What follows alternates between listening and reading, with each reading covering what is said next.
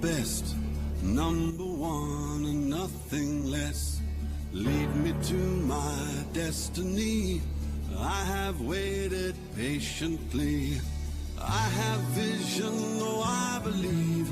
I know I can count on me. So stand up for the champions, for the champions. Stand up, stand up, stand up for the champions, for the champions. Stand up for the champions, for the champions. Stand up, stand up, stand up for the champions, for the champions. Stand up.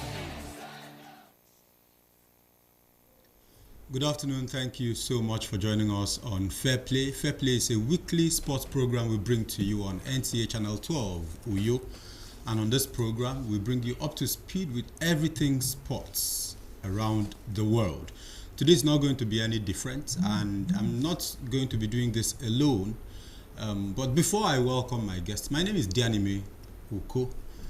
Well, should I call him a guest or should I call him a co-presenter? He's not a guest, of course, he's a co-presenter. And before I welcome him, let me sincerely apologize for bringing you this program about 10 minutes beyond the start time. It was due to some issues beyond our control. At this point, let me welcome John Paul Alumona, my co-presenter on the program. Good afternoon, John Paul. Good to have you join me on this program. Good afternoon, Danny, and welcome, viewers. I was wondering when you introduced me as your guest, but it's okay. It's understandable. Well, that's because we're just going to be doing this conversation alone. It's just going to be between you and me for the next couple of minutes, as long as the program will last for today. So on the program today, we will take you first to Europe to bring you everything as it happened over the weekend. We will begin from the English Premier League. We will take you to the La Liga. If time permits, we will go to Italy. We will also go to the Bundesliga, that's Germany. Well, of course, we have some Nigerians who are doing well for themselves there. And then finally, we will come back home to the Nigeria Professional Football League. Then we're going to end this program with the National Youth Games, which is happening in Asaba. Let's not also forget, the Super Eagles did come to Akwa Ibom. They got some maximum points, scored some goals, and also did go away and they could not score a goal. But then let's begin from Europe. We're going to come back and discuss that in earnest. So, John Paul. Okay, thank you, Danny. Now moving straight to the English Premier League for the matches played over the weekend. Tottenham lost at home to Arsenal FC. Wolves also lost to Newcastle United. Then Southampton lost 0-3 to Manchester United. Brighton and Ipswich Town played a goalless draw. Then Crystal Palace played 2-2 with Leicester City. Liverpool were shocked by Nottingham Forest, courtesy of that solitary goal by Hudson Odoi, a Ghanaian international. Then Fulham and West Ham played 1-1 draw. Then Manchester City continued their impressive form this season with a 2-1 win over Brentford. Then Aston Villa defeated Everton 3-2. Then Bournemouth lost at home again to Chelsea FC by 0-1. That was it, and in the English Premier League. Okay, there were some very interesting matches. Like you said, Crystal Palace. No, Nottingham Forest. No, I know Crystal Palace first playing against Leicester City, where we have our own Wilfred. They did very well. Unfortunately, they could not hold on to that particular win. Crystal Palace came back, and Leicester City won 2-0. Okay, they were leading 2-0. Yes. But in the course of the game, a last-minute penalty gave Crystal Palace that 2-2 draw at home. Yes. We would have expected that Leicester City will win courtesy of our Yes, after losing 2 matches in a row, and then they performed very well, providing the 2 assists and all that. It was impressive, and would have wished that he would go home with 3 points, but it didn't work happen that way. In football, anything can happen. Such things are expected in some instances. And the shocking one, like you said, at Anfield, Liverpool losing at home to Nottingham Forest. They And played our own, everything. yes, online, our brother was his from then that Ghanaian international, you know, Hudson Odoi. yes, making the whole difference. It was a wonderful strike if you watched it very well. Well, Liverpool had the day. They had the possession. They played. They had the fans They and had the everything. fans. They had the stadium. But Nottingham Forest, of course, came like a forest. And they did overwhelm. It was a shocking one. Yes, there. they did overwhelm. The result was overwhelming, not the Yeah, play. Because yes. if you look at the possession, you find out that, yes, Liverpool played. No, they Liverpool dominated. deserved to win. Yes. But they lost all of the opportunities. They had very goal glaring goal scoring chances, but they could not make do of these opportunities. Yes, the interesting thing is that Nottingham Forest went home with 3 points, and that's what matters in football. And Southampton losing at home to Manchester United, 3 whooping goals from Manchester United. And I believe that will shock a lot of bookmakers because you know Manchester United this season they've not done well. People are thinking that they will just is a win for Southampton, but I'm happy Manchester United at least they got that 3 goals and 3 points. We also Very saw important. Aston Villa come back, same way Crystal Palace came back to draw Leicester City. Aston Villa came back to win Everton. Everton had in the first 45 minutes scored 2 goals against the home side at Villa Park, but Aston Villa did rally back and they defeated Everton 3-2. That was a very interesting game too. Yes. And also Chelsea winning away from home at Bournemouth. We would have expected that, okay, Bournemouth was going to put up a very strong performance Fight. there. But of course they did. They put up a great fight, but Chelsea did still win at the end. Yeah, at least the Chelsea FC they showed class, and you know Chelsea fans they were all over the internet making noise and celebrating that victory. And for me, it's a good one for them. Okay, the last but not the least from the English Premier League, Tottenham at the London Stadium against Arsenal. They came all out. Arsenal have a couple of injuries. Odegaard is injured. Declan Rice was suspended. And I think a number of other players that could not make that list. But Arsenal still struggled against the run of play.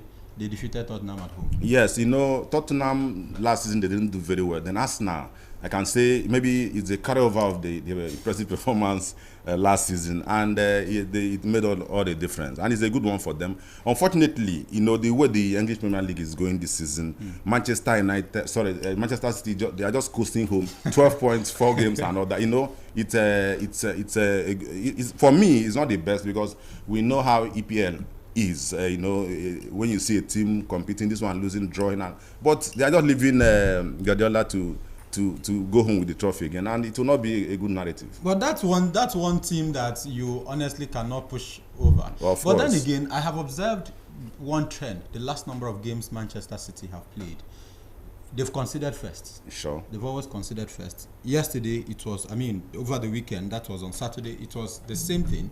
They considered first. Few minutes into the game, they were already a goal down, but they had to rally back. Sure. As is the custom of Manchester City, they defeated that team by 2-1. We would have expected something more from them because they're a free scoring side. Of course, and then you know, for me, I'm not a prophet of doom, but at least I want them to. You know, I want them to lose. I want them to also draw. Yes, because for instance, now if you are booking for those people that are familiar with white papers, you can just say Manchester City to win and it will go that way. Do you get? But for instance, now nobody would have put money for Nottingham Forest to beat Liverpool in Anfield. You know, nobody would think about that. So in football, let's have that unpredictability. You can't just predict the result and it goes that way. Okay, away from the English Premier League, let's move to the La Liga, where, of course, we had matches over the weekend. I'll just quickly run through the results of the games that we did see over the weekend. We had Celta Vigo 3, Real Valladolid 1, Girona at home 1, Barcelona 4. Barcelona winning by a massive number of goals away from home there. Las Palmas 2, Atletico Club 3, Atletico de Madrid 3, Valencia 0. We had Mallorca 1, Villarreal 2, Espanyol 3, Alaves 2, Sevilla 1, Getafe 0, Real Sociedad 0, Real Madrid 2.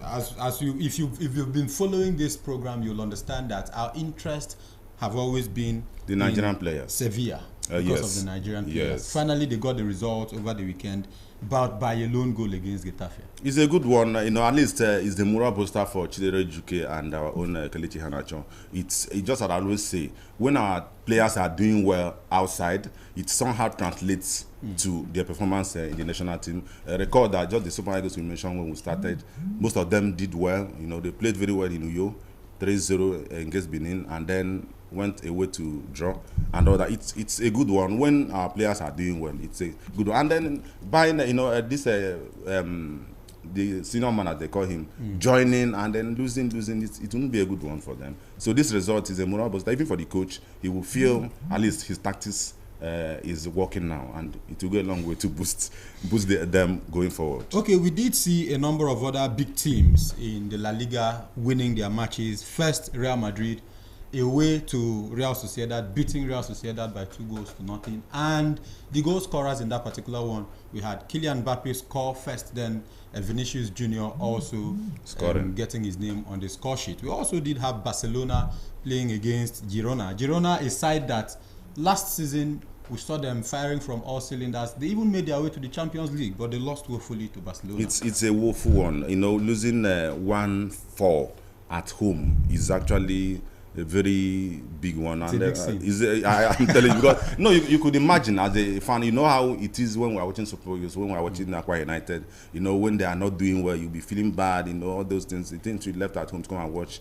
I'm just imagining how the fans were feeling that yesterday when they lost, with that kind of big margin. It's not a good one. Okay, and let's move very quick to the Bundesliga. After this, we will take a break. When we return, we will discuss the MPFL, discuss our young people in Asaba who are, of course, making us proud, and we will also discuss the Super Eagles. But let's bring you up to speed with what did happen in the Bundesliga. Very important. We had our own Victor Boniface. He dominated the for Bayer Leverkusen. No, he's a big man, and he's a show boy.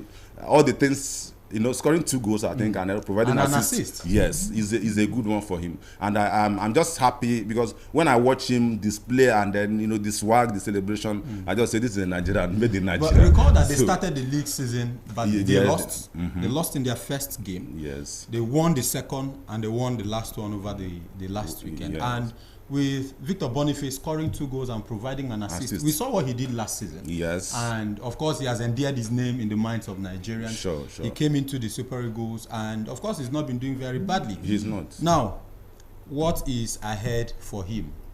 Unfortunately, it's just like what happened to maybe. I'm talking about national team now. JJ Okocha and Wilson Oruma.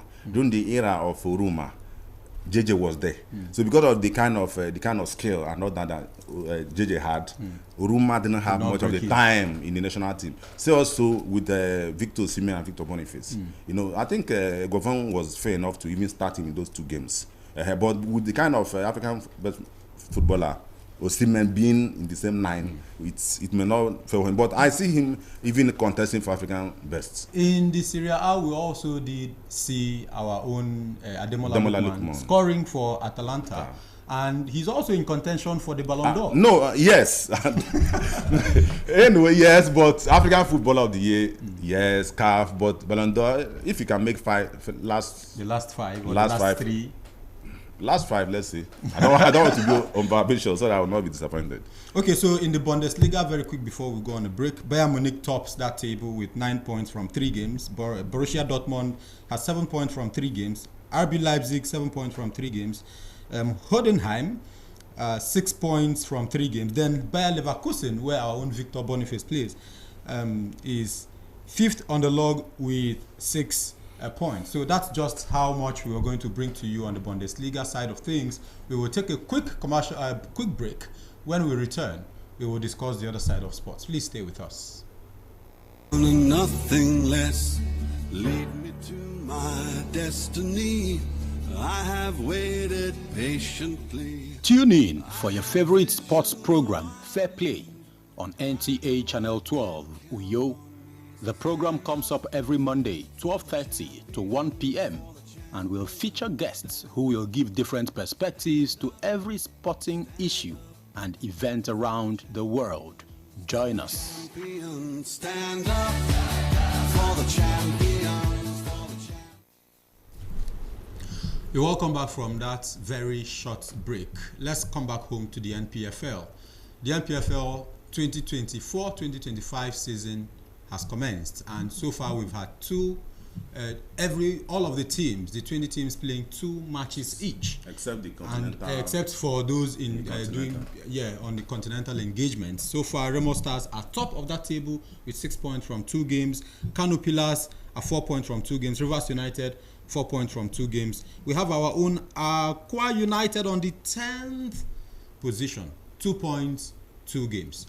They played away the first match to Lobby, and it was a draw. Yes. They came back home yesterday against Abia Warriors, and that was a draw.